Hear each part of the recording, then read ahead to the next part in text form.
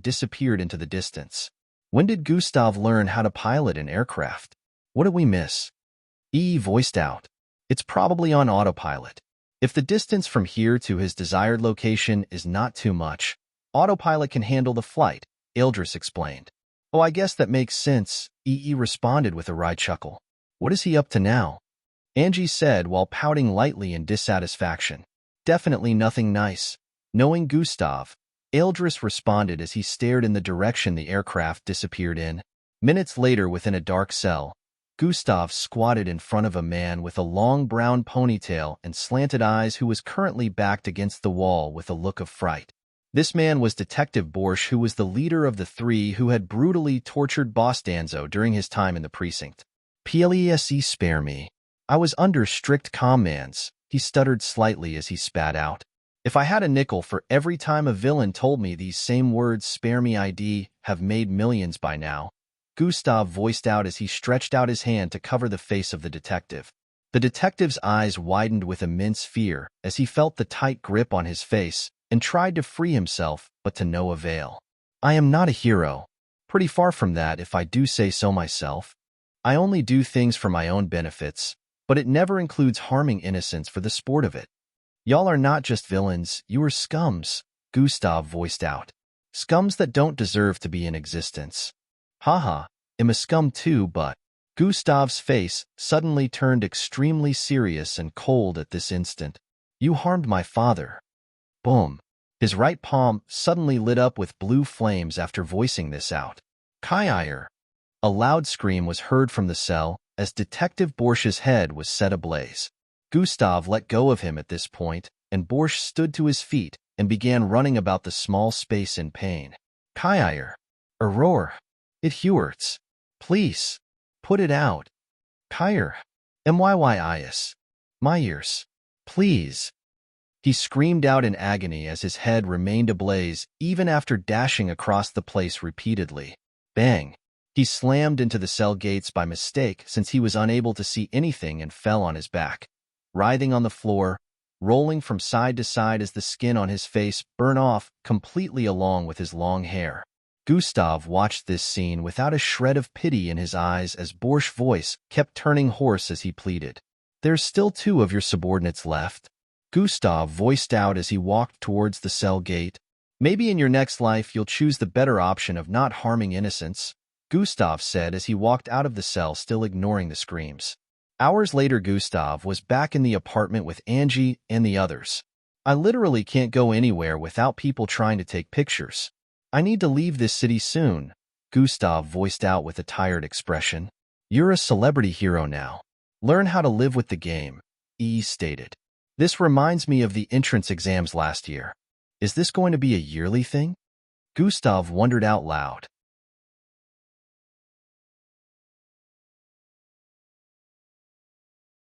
Chapter 798. His popularity peaked across the world around a year ago, too. He had to face issues like this, but when he got out of camp for his mission, he wasn't as recognized as back then. The whole popularity saga was coming to an end, and he was returning to being unnoticed by the world. But this happened again, a year later, and now, it would definitely take time for the world to start forgetting about him once more. On the bright side, he would be returning to camp soon enough, so all this would die down while he was in camp. He just hoped that a year later he wouldn't be put in the spotlight by another event. Little did he know. "Where did you go earlier?" Angie asked. "Just had to deal with one or two things, nothing major," Gustav responded while recalling the image of burning skulls in his mind.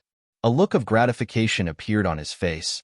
"I guess it pays to have the most powerful female mixed blood as your teacher," he thought internally. "Where did Miss Amy go?" Gustav asked after noticing that she hadn't been in sight since he arrived back.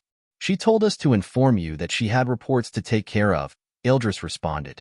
This made Gustav recall that Miss Amy was indeed on a particular mission before she came here. The whole Jabal situation from his first MBO mission.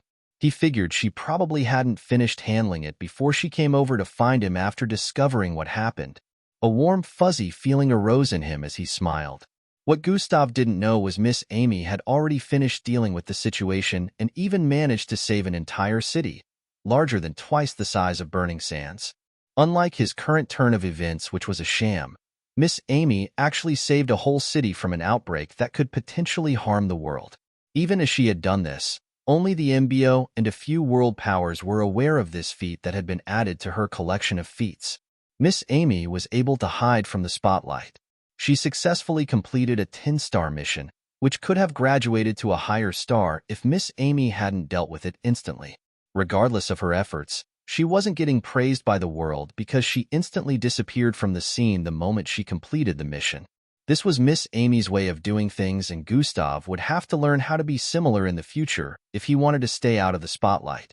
Within an underwater facility, over 10,000 feet underneath the ocean, a masked man in a red jacket could be seen standing in front of a glass wall where a few people with weird-looking skin colors were kept.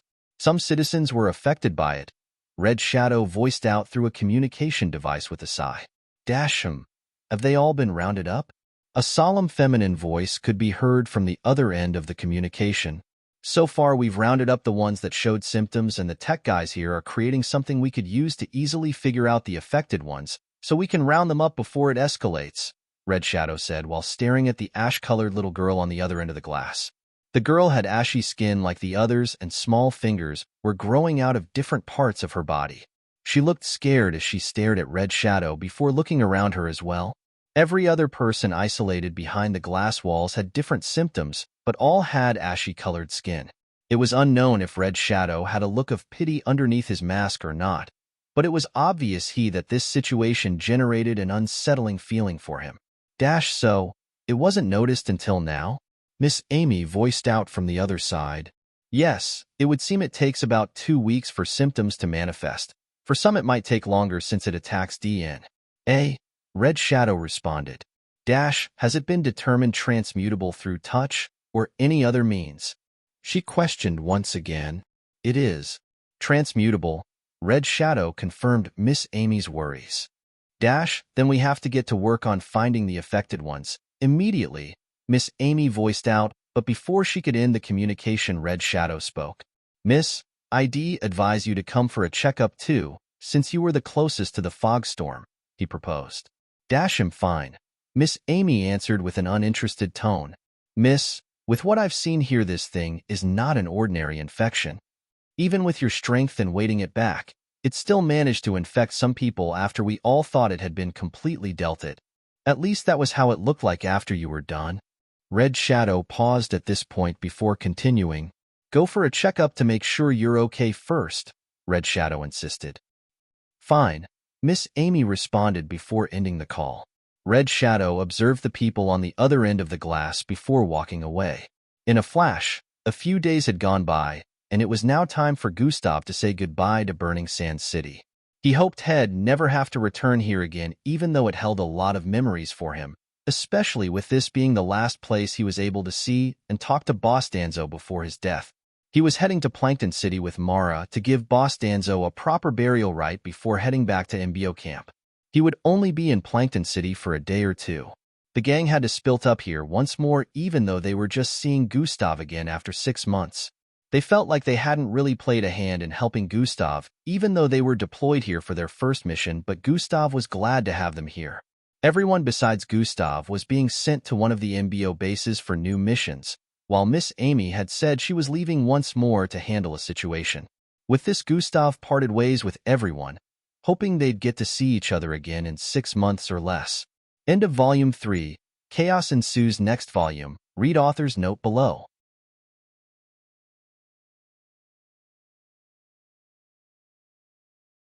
Chapter 799. 5 months later. Bang, bang, bang. Mountains on the sides of a canyon exploded into smithereens as a figure sped across the surface of the stream in the middle of this insanely long canyon. The mountains crumbled down, falling towards the silhouette dashing across the water. Fwye fwye, the figure leaped multiple times and flipped across the air, dodging some of the mountain pieces which had been turned into projectiles. Truant, 2 flying mechanical humanoid bots appeared on both sides of mountains along the canyon. Circular head-sized flying machines appeared on both sides as well and began shooting out blue, pencil-sized beams towards the figure running across the stream.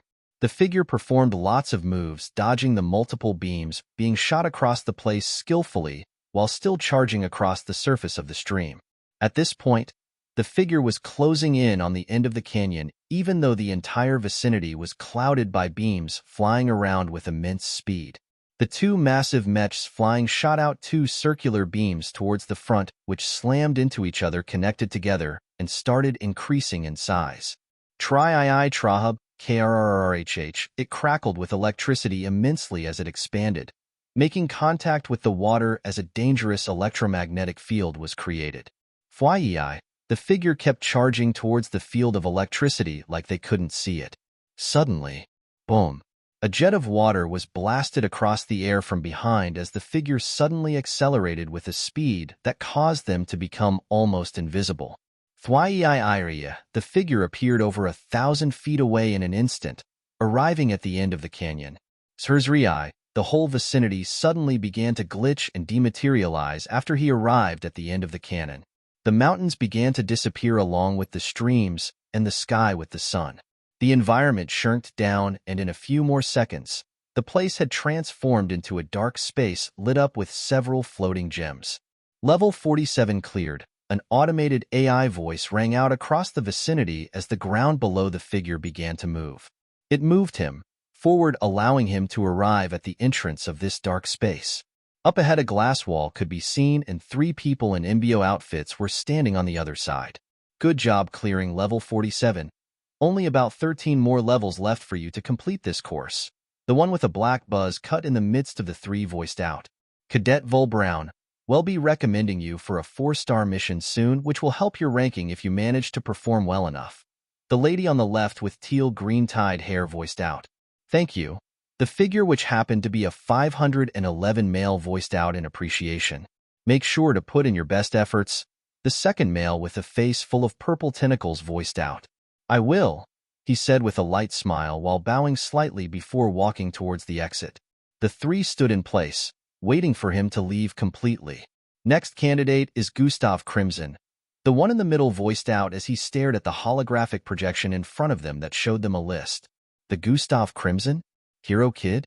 The female officer by the left voiced out with a slightly astonished look. He is the one. The male officer with the buzz cut voiced out once more. Interesting, it would be nice to see his progress. He should be graduating in the next 6 months, yeah? The tentacled face officer said with an intrigued expression. He should.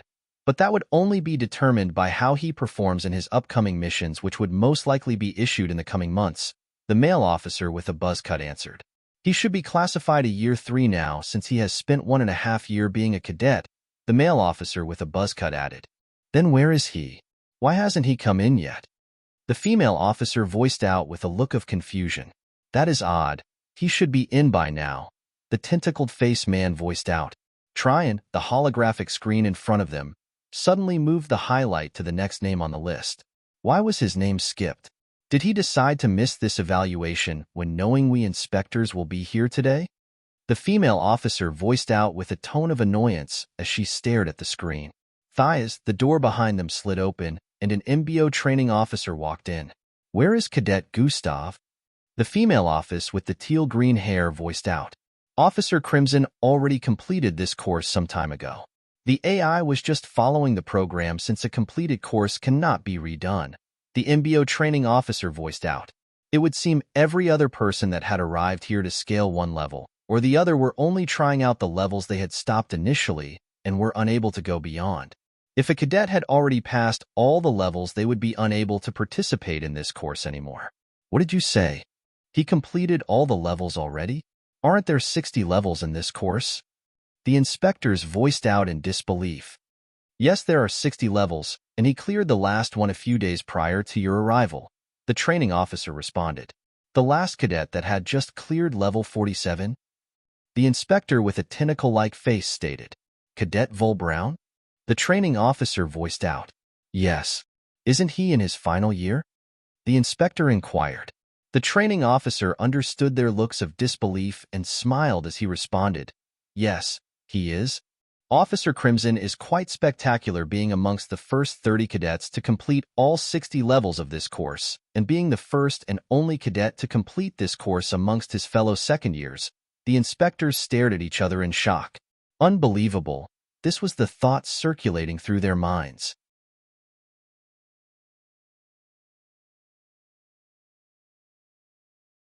Chapter 799.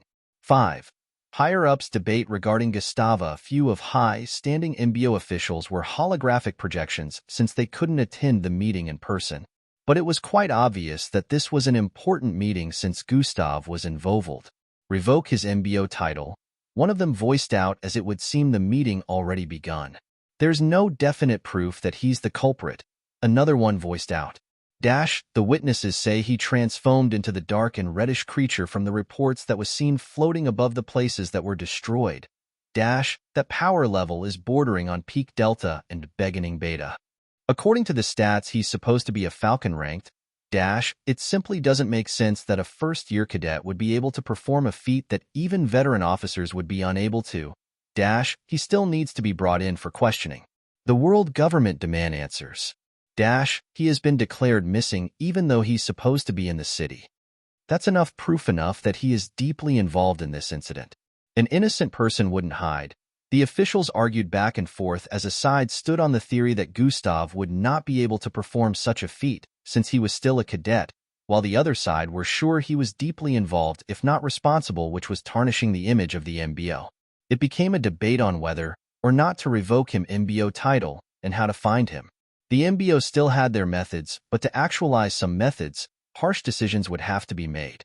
A middle-aged-looking man with a double-tipped green arrow tattoo on his chin area, along with a long green braided hair in the middle of his head, was at the front of the table. This happened to be the most important position around the table. However, he still hadn't said a word yet, and kept listening to the others argue. I suggest we implement the life sign tracking apparatus and find him instantly. You know what the side effects are. Is anyone willing to negate it for him, or are we just going to let him suffer it when we are not sure if he is truly responsible for the incident? Tough situations require tough measures. The whole place quieted in the instant the middle-aged man with the one strand of green braid made a loud hum. Everyone turned to face him since they could tell he was about to say something. Has his mentor been informed yet? The man questioned. Young Miss Amy is currently on a mission, so I don't think she has been informed, one of them answered. It has only been 4 days since the incident. No drastic steps shall be taken yet, the man voiced out. Yes, Great Commander Merbies, every official in the vicinity answered in unison. Deploy a squad of special agents to Burning Sand City with scout-related bloodline abilities to find him. 1 more week of searching and sending out warnings for him to turn himself in should be enough leniency. After that, drastic actions can be taken if he still chooses to remain hidden, Grand Commander Merbies stated with a strong tone. Also, inform his mentor, he added while standing to his feet and turning around to leave. I'd like to see how the young miss will react to this, he said internally while leaving the room. Vehicle City. In a city surrounded by a wall of blue clouds, the streets were peaceful and bustling with activity, just as a city would. Vehicle City was known for their interspace travel stations. If one wanted to travel out of Earth and wasn't rich enough to afford going through MBO means, Vehicle City was the place to visit. Lots of people who wished to migrate out of the planet or just wanted to visit other planets on expeditions, made use of Vehicle City a lot. Although the organizations that owned space stations in Vehicle City were licensed, making it legal, some people still wouldn't travel with them even though it was cheaper. One of the reasons was there were rumors of the organizations using spacecrafts that hadn't been well mechanical serviced or having some kind of engine issues. This made some people skeptical about coming here to travel out of the planet since they didn't want to go and end up stuck in space due to spacecraft engine failure. Nevertheless, people who had no choice would still come here. Presently, Miss Amy was in a part of this city. Within a space station takeoff ground, Miss Amy could be seen holding onto the neck of an 8 feet tall and buff man as she floated in midair, right beneath the engine area of a massive spacecraft. This spacecraft looked similar to 2 discs placed side by side, silver in color but looking a bit worn out. It was the size of a 10-story building. Red Shadow, on the count of 3, start the engine, she voiced out with a cold tone. Roger that. Red Shadow's voice resounded in her ear even though he wasn't there. The man whose neck was being held onto tightly shook in fright as he tried freeing himself from Miss Amy's grasp, all to no avail. Since you want to do this the hard way, then why not? Just know that the blast and temperature from the engine of a spacecraft when it is about to start is enough to disintegrate you in a matter of seconds, but I will still remain unaffected. Well, of course you know this since you own this establishment anyways, Miss Amy stated with an unbothered tone. Please, I've told you everything I know, the man shouted out with a fearful look. Not enough. Tell me more, Miss Amy stated. I don't know anything else, he answered with a pleading tone. 1. Miss Amy began counting down. Please, I swear that's as much information as I know. He really didn't tell me much. 2. Miss Amy kept counting down. No, please, no, I have a family. The man kept shouting out. I don't care. Miss Amy responded with a death glare before adding, 3. You're tuning in to the Warrior Lore YouTube channel. Don't forget to subscribe and join us on this journey to catch the most captivating stories.